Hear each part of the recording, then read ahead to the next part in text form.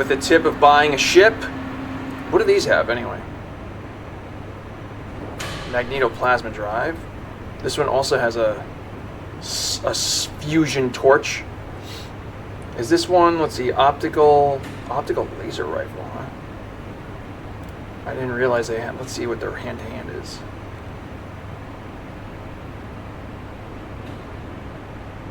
Well, they don't have it listed here. Interesting. All right, so let's buy one of these. Light warship. Okay, so this one doesn't actually have a hand-to-hand. Diffuse deflector, magnetic scoop, optical lasing generator, ultracapacitor bank. It's got the fusion torch, the remass injector, an inductive extractor. And this guy has the same things. It's got the optical laser rifle. It's got different stuff. Does this have like a blue? This one has green opticals and speckles. And this one is, how much is this? 6.4 million. 9.6 million. So this is hand to hand. I'm willing to spend some money on this ship to like get access. Yeah, whatever. Cassiopeia the Golden. Done. Let's see what Cassiopeia the Golden's got on it. Alright, here we go. Optical laser rifle. What do we got here? Capture attack, 0.9, capture defense. Not that good. Not that good. As opposed to... Where's my... okay. Just a thermal repeater rifle. Boom, and then the anti-material gun. Damn! You know, it's like, sure. I mean, you know, whatever. Alright. Now if we look, now that we've got a spark fusion torch, and then this thruster, inductive extractor is the thing that generates energy, right?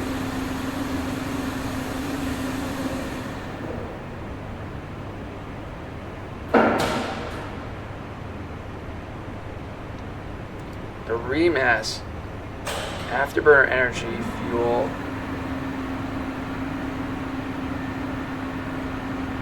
Okay, don't want that. I don't care about that actually.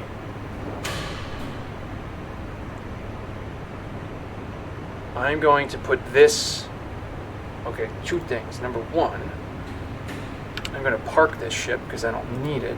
Park it down here. Wow, did you see how much fuel it had in it? It must be the deuterium, like, slushy tank or whatever. Oh, that must have been the ship that was actually, like, when I first came into the area that was escorting me. Fuel capacity. Right? And then... does this just have a ton of fuel capacity anyway?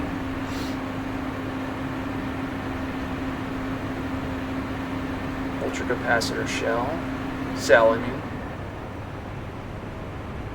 Okay. Alright, well, that's parked. I'm gonna take this, put this into cart. Okay, I don't want to buy. I want to... how do I put it into cargo? Uninstall. Okay, so let's do uninstall, uninstall, uninstall. There we go.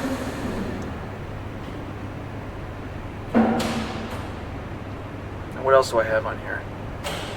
I don't care about that. All right, let's see here. Now let's see here. I can sell drag reduction 30. See, that's probably pretty good too. 1, 2, 3, 4. What do I got? 49, 56 engine capacity. Install that, and I still have 23. But let's just see what this just added. And then we can install more of those. Let's see. Oh my goodness. Now we're talking. So I bet you the top speed is better now. Or whatever. See, like, that's interesting. So those magneto whatevers actually helped take down the drag, which was also probably doing a lot of stuff for me. So if I... Wait a second. Let's see here. Max speed, 932. So if I uninstall this, 303, yeah, and I install as many as I can of these, the max speed is 775 now. But the acceleration, look at that, 171 to 176. Now it's 148 to 152. I mean, the acceleration looks like it's like a lot better. But maybe I'm maybe I'm missing something here. All right, let's do this. So, oh, I didn't want to sell it. Buy. Okay.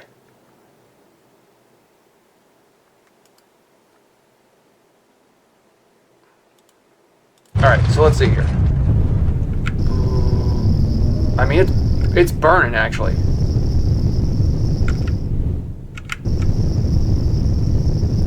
Oh, that's pretty good.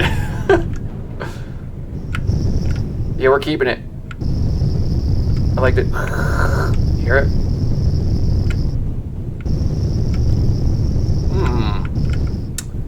Well, man, ugh.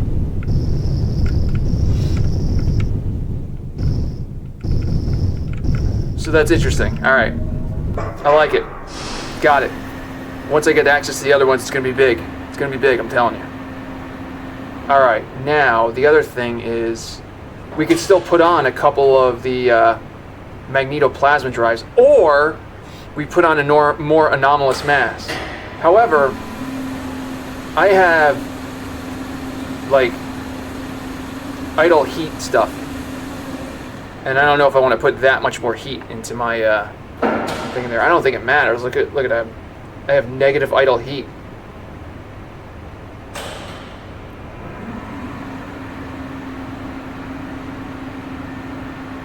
I can put on what? 4 more anomalous mass. Let's see what happens if I do that. Boom.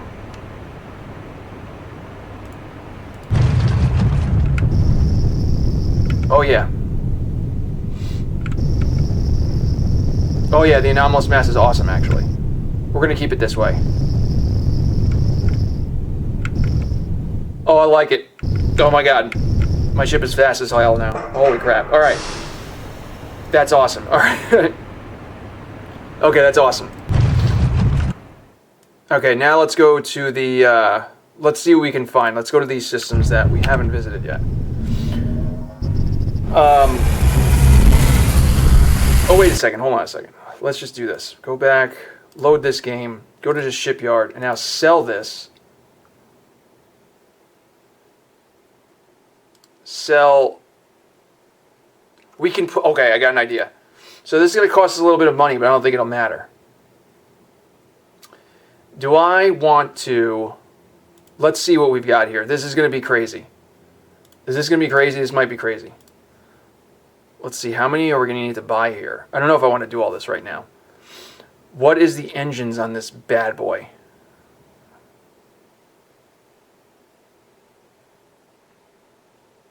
An Anvil class engine, which provides reverse, right? Yeah, it does. And a thruster.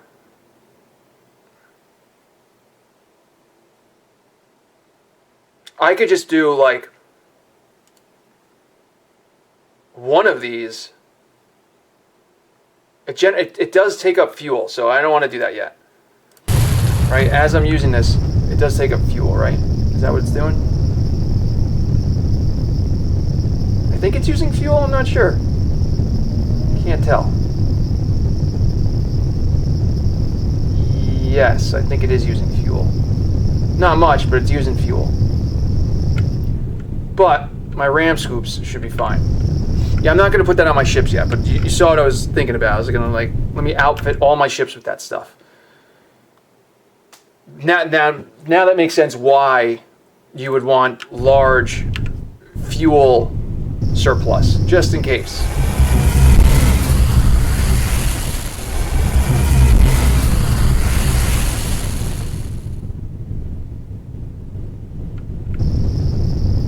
Besides, this is in addition to my regular engines, so even if I run out of fuel, it doesn't really matter. Nothing is going on over here. I can almost hit this system.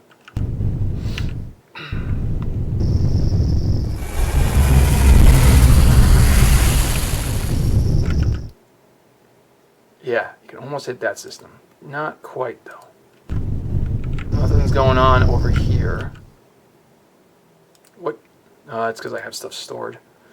Alright, let's go check out if we can find something over here. Oh my god. I just can't believe how fast this is.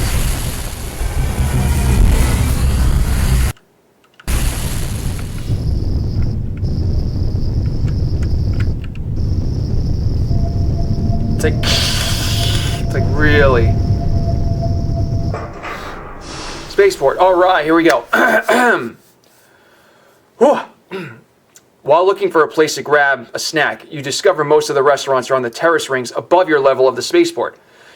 After some asking around, you come to the realization that Avgi structures simply weren't designed with flightless humans in mind, and you're forced to ask a very confused worker to use the spaceport's freight elevator to go up a single level. Oh.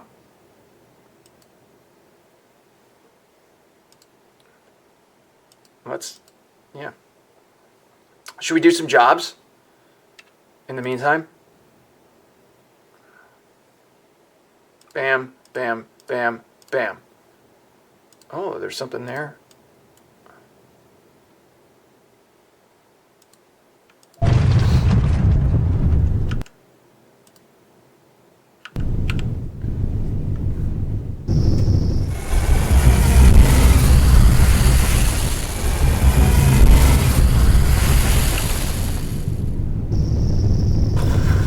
There's like 3 systems here, right?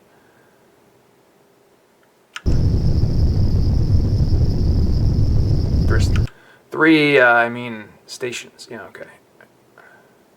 I have to go visit the other ones. Just in case. Look how fast I am. This is crazy.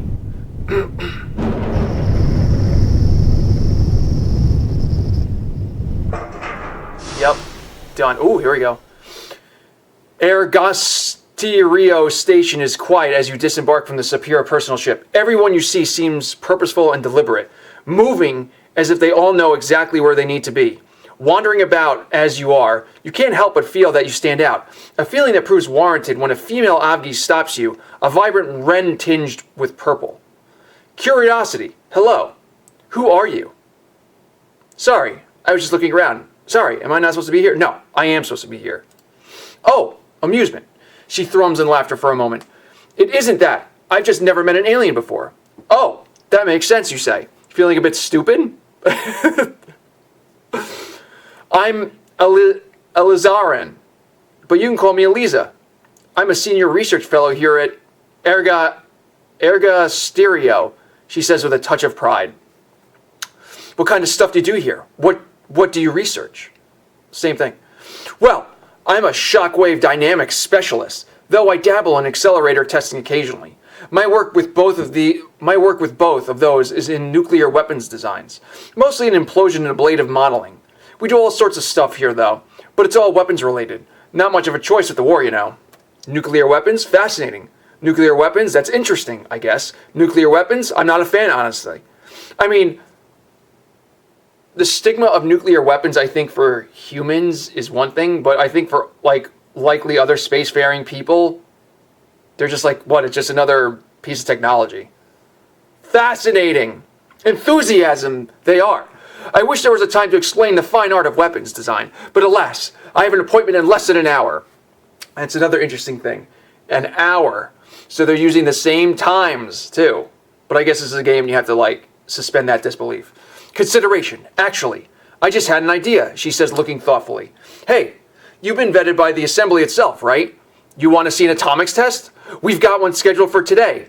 And I heard you aliens are scared of nukes, so you've probably never seen one before. Actually, I have seen. Sure, why not? Joy. Excellent. We do our testing on the dwarf planet below, at Dokimi Range, a good place for testing the more exciting projects, far from anything valuable, of course. You're interrupted by another Avgi, who lands right in front of you, with its wings still fanned out from its faded blue body. He ignores you to point at Eliza accusingly. Impatience! Ah, a Lazarian. A Lazarin. Just who I was looking for. He waves his arms frantically as he dances around. I was hoping you would have sent the new beam target interaction results along my way by now, but your office claimed you were busy with a more important project, which I simply cannot believe is the case. Eliza folds her arms. Annoyance. I don't know what to tell you, Trippin. We're working our way through the backlog as fast as we can. I can't get to your accelerator time any faster, you know. That's just not how it works. Disgust. You do know what's at stake, do you not? We need that data. It is utterly critical to our work. This new armor will be impenetrable. A shield that could win the war. Trippin tries to look stern and disappointed, an effect that is not helped by the fact that he keeps prancing around you. So this is interesting. Reminds me, so like in my day-to-day, although right now I'm kind of unemployed, so if you know anybody that's hiring good product managers, hit me up. Yeah. When I deal with developers, or when I deal with sales, or pretty much anyone that's not in like product or engineering, very, very common. They're basically like, how could you not work on my feature? It is the most important feature. It's like, yeah, it's the most important one to you, but not necessarily the most important feature to be done in general. Reminds me of that. So let's see here. Who was that? What did he mean by impenetrable armor? I'm going to ask that one. Trippin and his technocrat friends are convinced they're on the verge of a breakthrough to win the war, as they love to claim. For a while, they were obsessed with absurd superweapons, had us actually try again to develop a hyperspace weapon, despite everyone trying that for decades. There's basically no theory behind the idea anyway, trust me, she assures you. Now, they're convinced we can cook up a super material of some kind that will be invulnerable to the aberrant beams when we still don't even know how they work. She shakes her head animatedly, looking rather put off. He and the group backing him have been having us run their prototype samples through our linear accelerator, this big ol' electron beam in the third wing of the station. We use it for all sorts of research, and we do conduct material testing with it. But it's gotten ridiculous lately. They keep acting surprised when we burn through their plates of whatever alloy they've cooked up in a fraction of a second. She gives you an amused look. At least that makes each beam run short, but cleaning out the accelerator is more annoying than you think. She looks past you toward the door. Ah, my colleagues. We were going to catch an acoustiki down to the surface, but you have a ship, right? Want to be our ride? Of course. I guess we're going to see a nuclear weapons test. Let's do this. You know what, like, is very interesting? It's the names they give a lot of people. Uh-oh. I was going to depart, but apparently I'm not departing. While admiring the ships in Ergosterio Station's shipyard, you notice a Polaroid painted in civilian Avgi colors rather than the usual deep blue of the Twilight Guard. All the scouts you've seen before have been commissioned ships of the Guard, but it seems like this one might be privately owned. Ask around. You ask a few passing Avgi, and eventually one is able to answer your question. Probably an info courier ship hauling information and databases instead of cargo. The Guard sometimes sends ships to the market if they've taken a beating and aren't worth fixing up to combat standards. Which is probably what happened there. You thank the Avgi for their time and are about to leave when you spot a pale yellow Avgi climbing on board the exact ship you've been talking about. You might as well see if he's willing to chat. Hey, do you have a moment? You ask as you jog over. The Avgi looks down from atop the Polari. Invitation! I do. The name's Hansa. And you are? Captain Aaron Schatz. You say, are you one of the info couriers? Hansa clicks his arms together. Mild surprise. Indeed, I am. But I'm surprised you've heard of us. Not a lot of people talk about the courier system these days. Why is that? Consideration.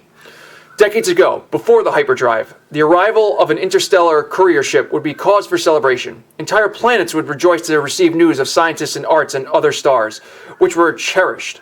You see, interstellar visits were rare during those days, only a few times a year at most. There was remote communication, of course, with bright X-ray lasers and telescopes to receive them, but the transfer rates were too slow for information to be shared in bulk. Hansa flicks his wings. A good courier ship might have been less than half as fast as a laser operating at the speed of light. but it can move 1,000-fold more information in the same time nonetheless. And a courier ship could carry all the information produced by an entire system's worth of people in a decade and share it with the neighboring systems so they could update their own databases. Those were the days, he says wistfully. What changed?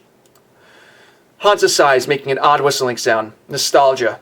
Interstellar travel is much easier these days. Gone are the kilometer-long starships, the petawatt beam pushers. I'm not complaining about it, of course. It is impossible to overstate just how incredible the hyperdrive has been. Now that interstellar journeys take days instead of decades, the courier system has adapted, and now it is just that, a system, regular, predictable, and ultimately unexciting. He looks a bit dejected. Today we make the rounds in ships that are fast, but have room for enough storage media to update a planet's entire network. In our heyday, before the incursion, a courier ship would visit a world every day to upload its database. But since then, we've struggled to keep each system controlled by the constants updated once per week. What? A courier ship would visit a world every day to upload its database? I don't understand that. How many stars? I'm confused. That's a curious line in here. Why use a Polari? Aren't those scout ships? How can you update an entire planetary network with one courier ship? Yeah. Sounds like somebody could take a... Oh, let's see, like, this is an interesting thing. How do you update an entire planetary network with one courier ship? Explanation. Incredibly dense storage media. Of course. Memory diamond.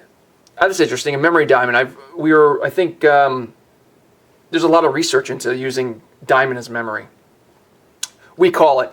You could find it under a dozen trade names, each claiming to be better than the last, but they're really all the same stuff, more or less. Chains of alternating carbon-12 and carbon-13 printed out as diamond by specialized nanofabricators. The stuff is incredibly resilient, chemically stable, and will keep information archived practically forever.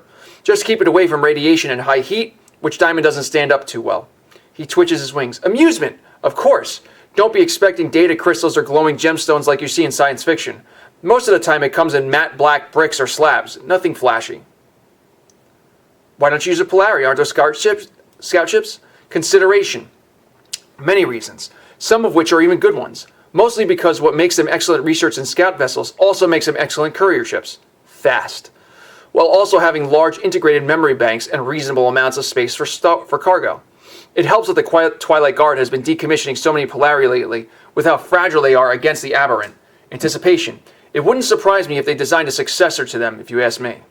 Sounds like an interesting job. Is there any way I could take him for courier missions? Consideration. With a fast ship, anyone trusted enough to haul a few dozen tons of memory diamond can do the job. In fact, I can make a few calls and see about expediting the process for you if you'd like. I would like that. Enthusiasm. I'm glad to hear that. There aren't nearly enough couriers plying the starways. I'll have your name passed along and you should see offers to begin hauling media on the job board within days. Damn, look at that. We are making our way into the Avgi society. Let's go.